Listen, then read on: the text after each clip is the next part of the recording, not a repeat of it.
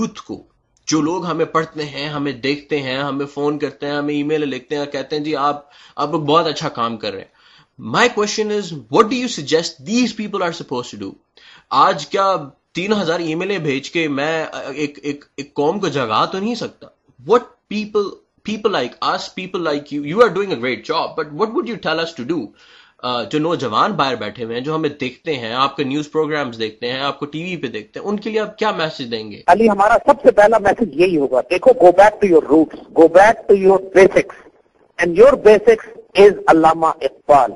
अल्लामा इकबाल को इतनी बहुत सारी किताबों में, इकबाल अब इंग्लिश में ट्रांसलेट हो चुके हैं. इकबाल पूरी दुनिया में जहां जहां फारसी बोली जाती है, इकबाल को रिस्पेक्ट और रिसर्च किया गया है, उनको ट्रांसलेट किया गया है मुख्तलिफ ज़बानों में.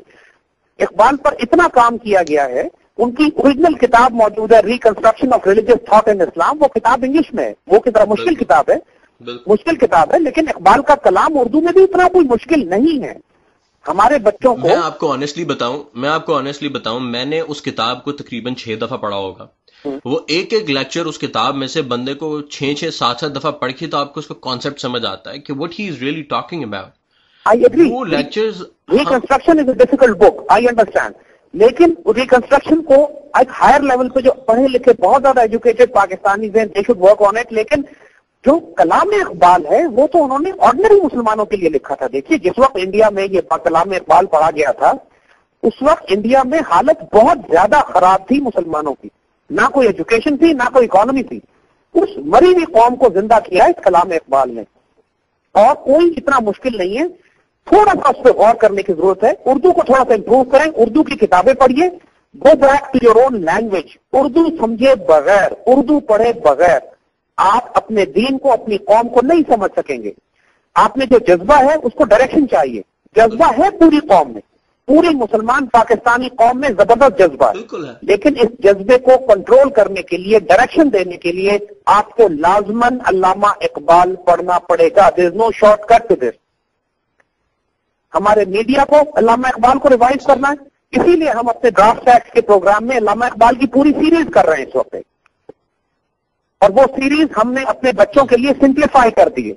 उस सीरीज को प्रमोट कीजिए, वो हमारी वेबसाइट पे भी है, उसकी डीवीडीज भी आ जाएंगी. It is on Pakistan first as well.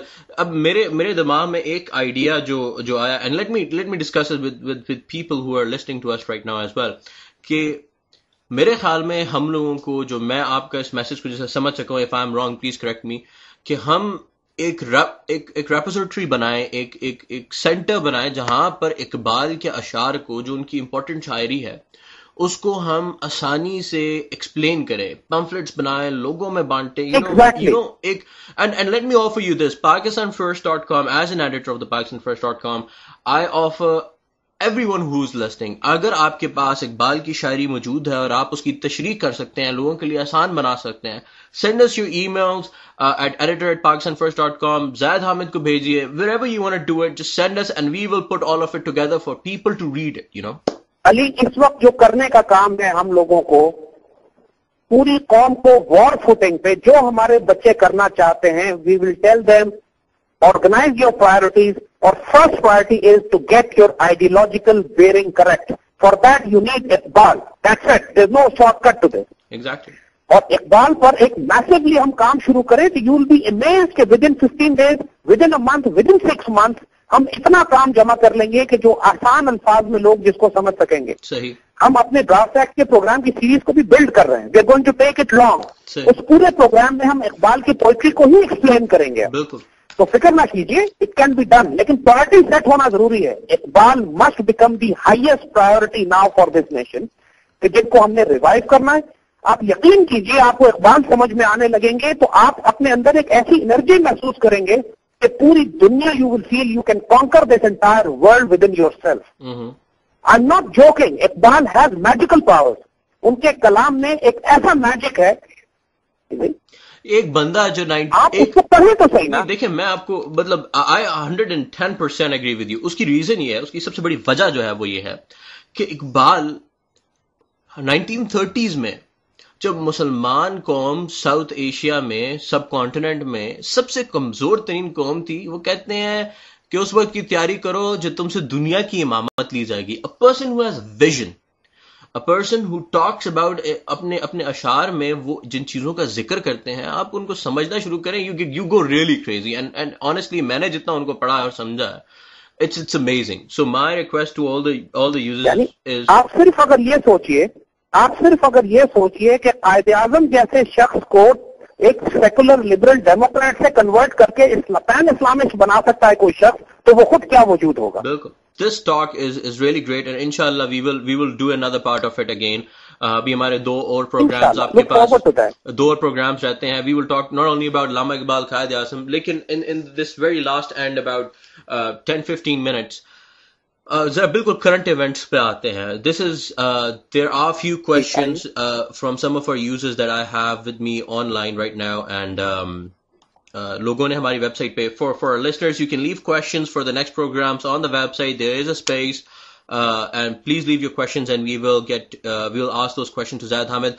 I have 2 questions that really needs to get answered from the user's perspective or listener's perspective is आपकी source of information क्या है? आपकी जितनी भी ये knowledge है, what is this? Where are you getting all of this information? Where is it available? A lot of you visitors want us to ask you this question कि वो खुद भी जाके उसको पढ़ सकें. You know, if they want to ask some questions from themselves, they can go and read it.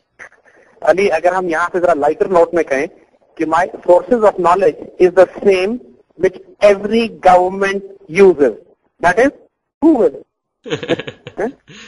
सही. But of course that's the lighter note. सही. लेकिन the fact is you see कि जो कुछ हम इस वक्त कर रहे हैं काम, ये एक दिन की एफर्ट नहीं है.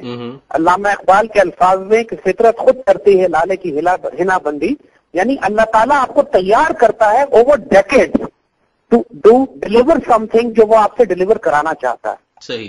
तो माशाल्लाह you people are youngsters but I am in late 40s right now. और पिछले 30 साल से practically for the last 30 years अल्लाह has been taking me to places globally. हमने अफगानिस्तान के जहाज के 6 साल भी उसने हमें दिखाए हैं, पूरी दुनिया भी उसने हमें दिखाई है. एक दुनिया की तारीख को हमने विजिट किया है जाके जहां जहां जा सकते थे. फिर हमारे जो बड़े बड़े बुजुर्गों ने किताबें लिखी हैं, बुनियादी तौर पर किताबों का बहुत बड़ा ताल्लुक है. इसमें अल्लामा इकबाल का कलाम है, उसमें नसीम हिजाजी है, उसके अंदर Shahabnama has been a great influence on me. Mumtaz Mufti हैं, अशफाक अहमद साहब हैं, वासिफ अली वासिफ हैं. ये तमाम वो लोग हैं कि जिन लोगों ने इन्फ्लुएंस किया है हमें. बिल्कुल. और इनके इस इन्फ्लुएंस की वजह से और फिर अफगानिस्तान का जहाज, फिर दुनिया में ट्रैवलिंग, तो ये सब चीजें और बड़े अच्छे उस्ताद हमको मिले दुनिया में. जहां कोई अच्छा अल्लाह का बंदा, कोई नेक आदमी, चाहे वो जाहिर फकीर और दरवेश क्यों ना हो या एक आलम दीन क्यों ना हो, हम कोशिश करते थे उनसे जाके मिलें, उनसे सीखें. तो एक 30-35 साल की एक तरबियत का प्रोसेस है कि जिसके बाद अल्लाह यहाँ पर ला के लेकर आया. ये कोई एक किताब नहीं है. और सबसे बढ़कर हुजूर सल्लल्लाहु अलैहि वसल्लम की सुन्नत और सीरत और कुरान पाक. अल्टीमेटली इकबाल ने भी यही किया था कि पूरी दुनिया से घूम फिर के जब आए तो ही सेड कि मेरा सोर्स ऑफ नॉलेज और इंस्पिरेशन आखिर में उनके पास कुरान आया. बिल्कुल. तो after doing everything, every confirmation came from Quran पाक इटसेल्फ. सही. सो ये नॉलेज सोर्सेज हैं. ये एक दिन का काम नहीं है. टू बी ऑनेस्ट उसमें मेरा कोई कमाल नहीं है. I don't give any credit to myself. I know कि अल्लाह ताला जिस तरह हमें ड्रिफ्ट कराकर आए हम उस तरफ जाते रहे. तो I don't take any credit for anything. I know I'm nothing. I am what my Allah has made me. Okay, I have a question which this is the second question, the second last question actually.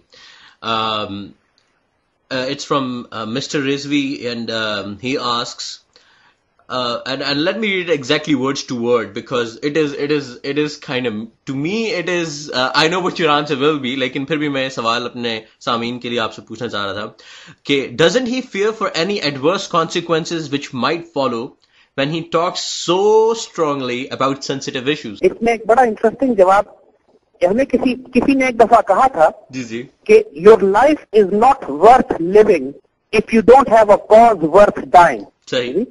तो दुनिया में ये तारीख आप देखोगे कि जिस शख्स से अल्लाह ने कोई काम लिया है कि जिसने